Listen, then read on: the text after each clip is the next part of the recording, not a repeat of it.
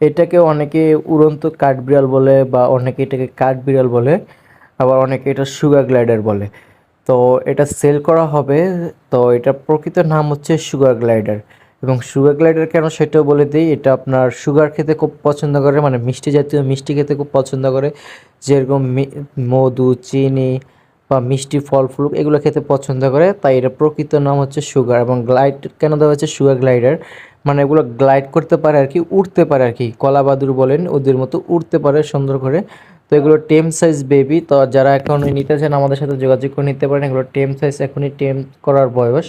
আপনারা নিয়ে এগুলো টেম করাতে পারবেন।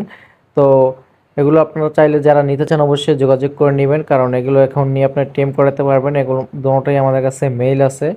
তো এগুলো বয়স হচ্ছে 1 মাস। যে আপনারা নিতে চান অবশ্যই যোগাযোগ করবেন। এবং যা যা আছে এখানে দেখতে পাচ্ছেন যে আমাদের এখানে 2টা বেবি আছে। তো আমরা অল্প